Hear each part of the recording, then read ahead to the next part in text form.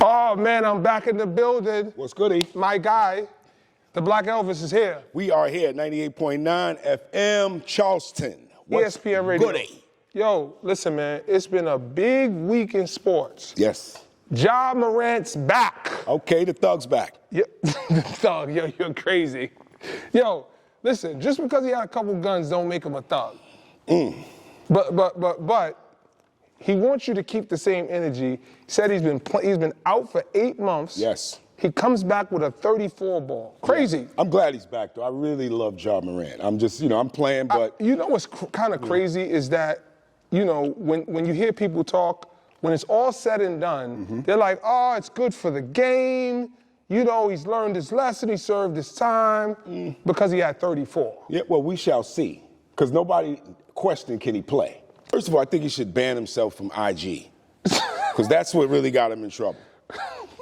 Use that just as trying to have a little fun. No, you use that as a promotional tool. You brand yourself. You don't use it to... Yeah, it's for fun. Was that fun what he was doing? I don't want to really stay on Ja because we only going to hurt him. But I think his athleticism puts him in the Russell Westbrook. Yeah. Derrick Rose. That conversation, and it's almost like when you watch him play, he has a chance to be at the rim on every possession. Absolutely. Because he gets downhill. Absolutely. And to your point, he's a dog. Yeah, he's a dog. He reminds me a lot of Allen Iverson, just with 4 more inches. Wow. So, It's a big statement. So I'm giving him some props, as you see. I'm not just like throwing him under the bus. I mean, he's really a killer. Let's go back to a couple of shows back. It matters when you score and how you score. No doubt. Right? So don't give me 40 in the first half and then you don't score in the last 2 minutes of the game. That's true. Give me something on the closeout. How you feeling about Draymond? Oh, man. 74-game suspension, what you think? I think that was a good... No, I'm saying they got him on an indefinite, so we don't know when he's coming back. But what do you think is a fair punishment? Suspend him for the season. I mean, the man I mean, let's be real. I'm not with the thug stuff. If you want to be a thug, you go to the street. If you want to be a ball player and an athlete... You know what I'm noticing? You stay in your lane. You like the dean of discipline. But listen, you're not with none of the shenanigans. I'm not with none of that. I mean, come on, there's a time and place for everything. Right. You lead. Now, I understand. Remember I said this the last show. We're not in the 80s. We're not in the 90s. That's true. For you to feel like you can kind of strong arm and... He's very handsy. Come on, the league is different now. You know what I mean? It's real political. Everybody's friends. It's NBA. Yeah, dudes are working out together. You know what I mean? It's kind of weird. So it's a whole nother It's landscape. NBA Entertainment is the parent company, and everything they do with the rules committee, with the lengthening of the lane and the three-point line, it's moving up, it's moving back. They're trying to figure out how to get more points on the board, how many T-shirts they can toss into the stands, Absolutely. how many girls they can have dancing on the court, and how many magic shows they can put at halftime. Well, I mean, at the end of the day, we can't forget the bottom line. It's about putting butts in the seats. I mean, what are we doing here? Are we playing ball, or is this MMA? Well, So, hold up, let me just say this. So for the kids that listen to the show weekly, Draymond is showing you what you don't do. So speaking of kids, high school basketball is underway. Had a big game in New York City the other day. It was a Sunday fun day. OSL got a win against the Diamond Doves over in Elm Court. Good game over there, and they was battling in Brooklyn, Eagle versus Eagle. And love my Bronx guys, love Coach Rose, but again, the Brooklyn AA reigns supreme, and they take it again. Yeah. So they showed who's still the balance of power in Brooklyn Eagle. So I think that sets us up Yes. for what we're about to see. Yeah. We got a nice treat for the people. We got a nice treat, Elijah Moore. Yes, Choppa fam. And you know me, I was a shooter, so I love shooters. Yo, let's give him the treat, man. There it is, Elijah Moore. E. Jones, bottom to the top sports, 98.9, Chucktown, ESPN Radio. What's really good? I'm here with the man of the hour, Elijah Moore, a.k.a. Choppa, a.k.a. Choppa Fam, a.k.a. Back Like You Never Left. Facts. How you feeling, man? I feel good. Definitely excited. Just about everything coming back. You know, being able to play still in front of, the city, and then just be, a little bit more worldwide. So definitely excited. Man, it's a long, storied history, and I don't know if we can get to it in this short interview, but we're gonna try to take it back to the beginning and bring it to present day. For sure. So, the story goes, you started off, first of all, where you from? From the Parkchester, right in the Bronx, New York. All right, I got a quick trivia question for you. How many players in the history of Parkchester have ever made it to the NBA? 0? That is correct. Oh, I say 0. You never heard about anybody. Nah, not at all. So we making history. Yeah, for sure. So the energy right now is like, for sure. No, we have to have conviction because at the end of the day, this is the opportunity, and whether you realize it or not, I think everybody's rooting for you, right? Because I don't even know how many people know you're from Parkchester. Yeah, not many. People just say I'm from the Bronx, but not many. So Parkchester section of the Bronx, owning it, representing it, and you're gonna be the first one. Yes. All right, cool. For sure. The call comes in, right? You transfer to OSL. What is the first thing you think when you come in here, you come in the building, and you see the culture? And who was here at the time? Actually, I believe he's the first NBA player to come out of OSL. Jared Roden was here. Oh, wow. Yeah, well, he's not the first, but he's the most recent. Yeah, most recent, I would say. The one that was in my time was him. So he was working out. They was having team practice when I came. And I was just watching, and I just seen like the level of competitiveness and competition, and I loved that. I was like, I want to be there one day, and so kind of just was like, all right, this should be the move. Okay, so you was excited about it. Yeah, Any for sure. nervousness at all? Nah, not at all. You can ask my dad. Like when I had got there, like, you don't want to see the team, learn about the school. I was like, nah, I just want to do it. Okay. So you was all for the move. Yeah, for sure. So you come to OSL, and it's been storied that you were here from 6th grade to 8th grade, accurate? Yes. All right. So you're here 3 years, and the teams that you were on, like, did y'all lose any games? Nah, I've never lost a game for 4 years being in. You've never lost a game in this gym? No. Not at all. Nah, 6th grade never lost, 7th grade never lost, 8th grade. You don't even know what your record is. I don't. Nah, not at all. A lot of wins to no losses. Yeah, a lot of wins to no losses. So what was your role then when you started in 6th grade, and how did that role change 6th, 7th, 8th grade? It definitely changed as, the years went on.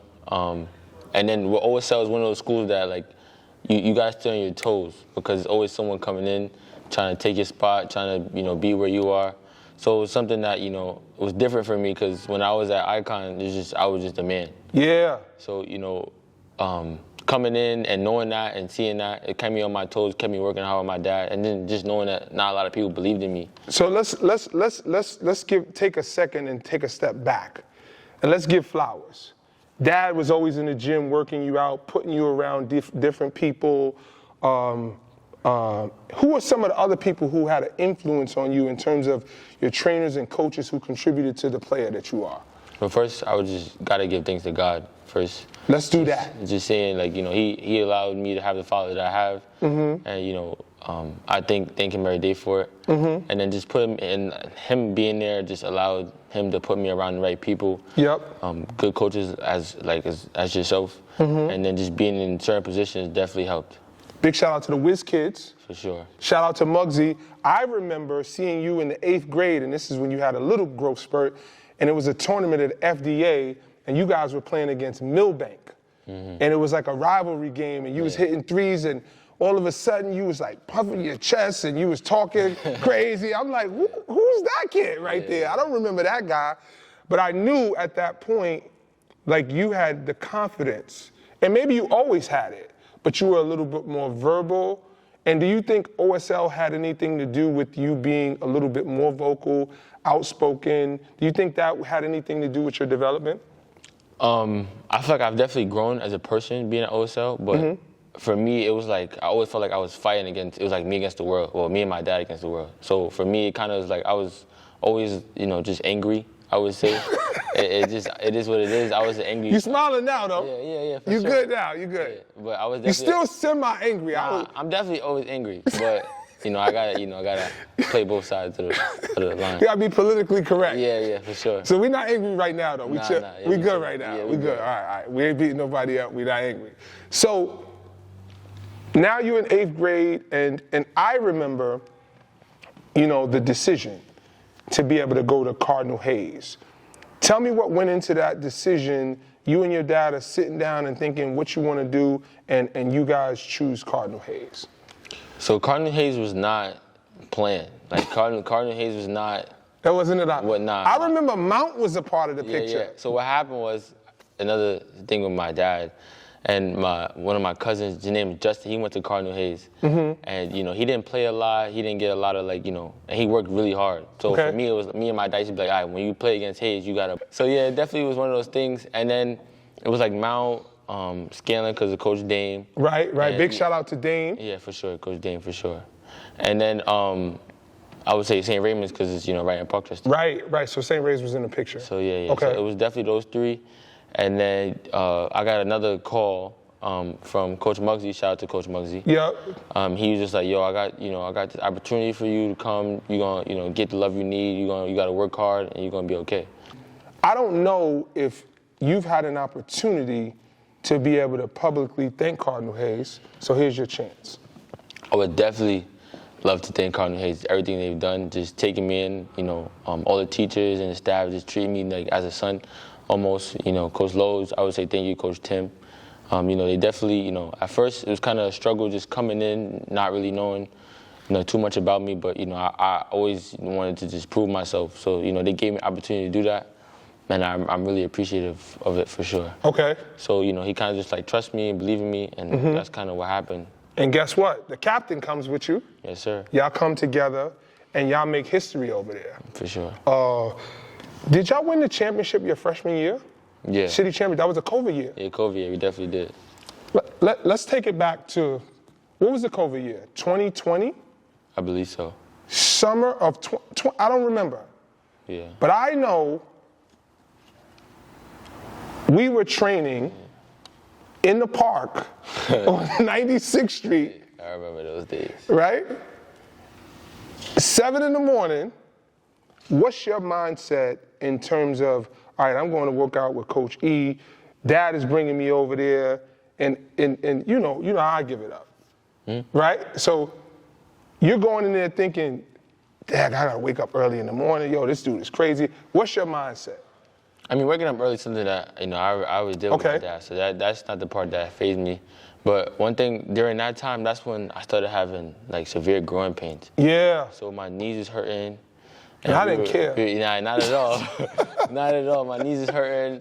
You telling me to go, and I kind of was struggling. And it kind of was hard for me because I know what I could do, but my body wasn't allowing me. On top of the fact we was on the concrete, so there's a lot of stuff that was going on in my mind. But I just knew that eventually. But to your credit though, you would always give maximum effort. Yeah, Never cheated the workout. Always went hard, and I appreciated the fact that you woke up early. And you came and gave maximum effort, and hopefully we beat the sun on most days, right, in the summertime. But working in the park on concrete, not many elite players is doing that. Yeah. I mean, that was all that was really available at the time because of COVID. But, that was one thing that stood out in my mind is that, this kid really wants it. Yeah. So you guys win 2 championships at Cardinal Hayes, right? The summer of 2023. And you guys lose in the championship, or was it semifinals or the chip? No, the chip. It was a chip to Stepinac. You got a look on your face like. I would never forget that moment. It's supposed to be 3 in a row. Right. I never forget that moment. I can feel it right now. Yeah, for sure. So big shout out to Boogie Flan, right? My boy, for sure. Your boy, but still. Yeah, it still hurt. I ain't gonna lie. So you want to come back and avenge that championship. And all summer long in New York City, it was this undertone. OSL, OTE, Choppa, Cap Jack, Eric Mejia. What is it like? Take me inside of your thought process in terms of what it's like for you. and what went into your decision, independent of Delquan and Eric and Ian? So, once again, thank you to Hayes for everything that was done. But, I sat down with my dad, and even because I talked to Coach Pete, I talked to Coach Loads, but it's always my dad's been there with me forever, so it's kind of like what he think. Right. So I just talked to my dad, and I was like, he said like you're at a certain point where now it's like you gotta like really take it to the next level, and it's a certain level of commitment that you're gonna have to give. And you gotta prepare yourself for being ready for Syracuse. And I thought about it, and I was like, I know the work ethic that comes with being in OSL. So for me, it was like, you know what? If I do that and I make that move, I know that it's gonna prepare me. It's gonna give me time to get my body ready, mentally be ready for traveling, getting off the plane, playing games, and that's kind of what I wanted. Okay, so here's a fun fact that you may not know. I was in this building one day. I was talking to your dad, and I was talking to Coach Red Autry. And your dad was obviously telling me it was your decision, right? With his support, of course. And we were talking, and I just wanted to know, for somebody who was in support of your dad and in support of you, and Coach Red knows this, I just wanted to know where you were with respect to the recruitment. And he said that you were the guy. So I made the call to Coach Red Autry, who's my guy, right? And I'm like, is he the guy? Like, is he the guy that you guys want? Is he first priority? And just, brother to brother, we talk on levels outside of basketball. He was like, man, he fits everything that we do. And I wanted to give your dad an outside opinion because as a coach, his job is to recruit you, to sell your dad. But I wanted to have a different type of conversation as to, like, what do you think? Like, how good can this kid be? And he's like, man, he's elite and we need him. So I just reiterated that to your dad. And I thought, from my own personal opinion, that it was a good fit. I didn't know if that would be the school that you chose, but I just wanted to share, that insight. Yeah. So you come to OSL and this, man, it's a whirlwind. You come back to OSL. For sure. Media. A lot. It's a lot of media. We practices, going to the plane, getting flights, landing, in the hotel. It's early morning. It doesn't stop. But I actually love it though, because it definitely, one, keeps you on your toes. Two, it allows you to show your personality. Sometimes you got to be careful because it could, portray you to be someone that you're not. Yeah. And let me tell you something. The blessing of OTE is that they're really good at telling stories. Yeah, for sure. But there has to be a villain and a hero in every story. And if you're not a villain, they may glorify you. Put you in that position, right? And they can take 3 clips of you doing this, and all of a sudden, like, you become that, because that's, a picture's worth 1,000 words. So now you get this media storm, and you guys actually live up to the hype. You come out in the preseason, you go out in Philly and go crazy, right? And I remember you hit a walkout 3, and I don't know who you was talking to or what you was saying. You was talking, cursing in the air or something like that. But it felt like y'all collectively had something to prove. Yeah. And what is the tone and tenor of your team in terms of what you guys daily go out to kind of get accomplished? So for me, coming to OSL, I had, I would say, a couple problems with just like, being not a leader, but having people listen and like want to learn. Okay. So, coming here, I didn't know the energy that was, going to be given to me as a senior, someone coming in new to the school. I didn't know who was here last year. I didn't know what was going to, what was really happening, other than Dell coming and Ian coming. Right. So when I got here and we started practicing, and, the young guys are listening, they're paying attention, they're taking what I'm saying, they're following things that I do, the good and the bad. It's like, okay. So when we go out there, it's kind of like, all right, I know you guys got my back, and they know I got theirs. So it kind of just was like, we got to come out and just, punch first. Yeah. And you you go out into the preseason, and I think the prolific prep game was the shot heard around the world. Yeah.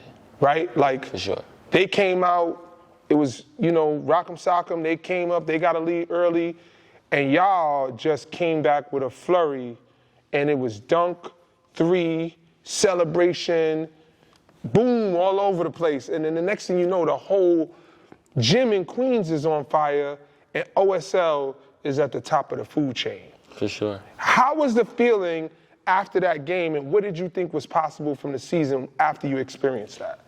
I mean, for me, I felt disrespected going into the game. Let's get to the disrespect. And before and after. Because we winning games, and I'm seeing people post, OSL upsets prolific. Oh! I'm like, why is that an upset? In my opinion. Now you upset. Yeah, for sure. So everybody's upset. Yeah, so for me, it was kind of just like, another, thing that I got to prove myself. And I've been doing I'm seeing what's going on with you. Yeah. You're finding things that just make yourself mad to get worked up, to go get to it. Yeah, that's the story of my life, to be honest. So, just going into it, as a team, we in practice running, we competing, we going at each other, and it's like, yeah, it's time to just put the energy to someone else. And then we seen the media stuff, and people were talking and saying little, comments. So I was like, okay. We came out, started slow, but that's basketball. Mm-hmm. And then as a team, we just talked, and we was like, all right, let's come and let's really show the world. So that's what we did. So there's a like an unknown that is around this place. It's energy, this small gym, old gym, it's some magic that exists in this place. And then there's the X factor, Coach Pete. For sure. People hear about where his energy is. They hear about the passion. They hear about what it is that makes him different and special. You play for a lot of coaches. What makes Coach Pete different? I think the sacrifice that you see him make is what makes him different. Like, we get in trouble, like most coaches be like, get on the baseline, make you run, and then just, it feels like a punishment. But with him, it's like, all right, we gonna run. Everybody on the baseline, and he's getting on the baseline himself, and he's running with us. He's motivating us, he's yelling at us, but it's out of love because it's just who he is as a person. Right. Sometimes I'll come back 8, 9, 10 o'clock to work out, and I go in the office to get a basketball, and he's sitting there, working and working on our schedule or looking at plays or watching film. And it's like, damn, he's really giving all of himself, even sacrificing time with his daughter just to be with us. So I definitely, appreciate him for just the person he is and just allowing him to, let him coach me. So it's interesting that you say that, and part of what makes special coaches special is a little bit deeper level of investment.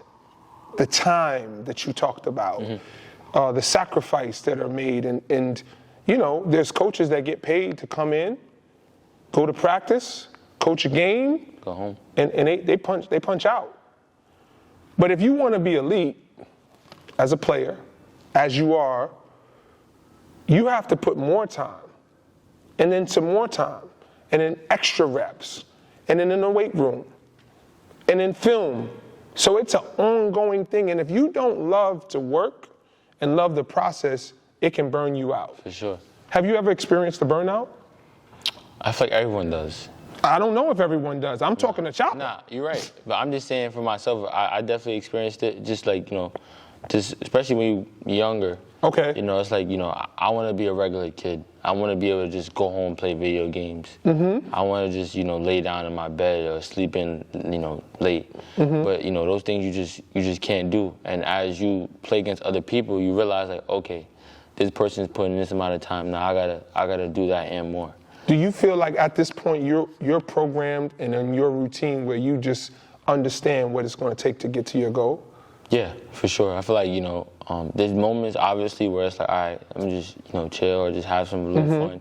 But now it's like, all right, I understand what I have to do and just, where I got to keep my body, how I have to eat. I have to just take care of certain things, yeah, for sure, and just recover in a certain sense. So. And balance is important too, right? Like we could be basketball guys, and I'm a basketball guy through and through, but I think the lesson, especially for young kids who are watching the 34,000 followers that Choppa Fam has on Instagram, big shout out to you for that. As much as you love basketball, academics are important, right? Taking care of your body is important. Family relationships are important. So as much as you dedicate to basketball, you got to put it down sometime and understand that that creates balance in life. Yeah. So let's have some fun, all right? Most exciting moment that you've had in basketball to date? And it was like 8 seconds left. Point guard was dribbling the ball. He passed it to me. I hit the three. They took the ball out. They tried to throw it. They missed. The game was over. And then everyone just crowded me. Wow. And it kind of was just like a moment where it was just like, you know. You had one of those NBA Finals type moments. Yeah, it definitely was. You and Dad in the one-on-one. Who wins? My dad. Politically correct answer. For sure. Here's a better question for you. Favorite teammate of all time? Ian Jackson. What makes him special? He just motivates me to be a better basketball player. How it plays out. You go to Syracuse, you make all conference, you get drafted. Like, how does the story go? You stay 4 years? I feel like that's all up to God and how hard I work. I don't really want to, you know, say too much on what's going to happen, but just know that I'm going to put the work in and, you know, just leave it up to God. I don't think we could say too much more after that, right? Yeah. Because at the end of the day, we ended the way we started it. Yeah, for sure. We're giving God the glory. We claiming it. And I want to say this to you.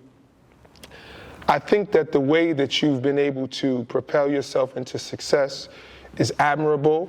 The fact that you and your dad have been on this journey and still on this journey is an inspiration to many dads. Because I don't know that he forced you to do anything, right? He allowed you to be the best version of yourself, and now in going into being a young adult, he's allowing you to grow and manifest what is there for you. So kudos to you, hats off to Dad, and we're excited to be able to see what's next for the rest of the OSL season. Yes, sir. OTE chip. Yes, sir. And on to Syracuse. For sure. Thank you. My guy. I appreciate you. Yes, sir.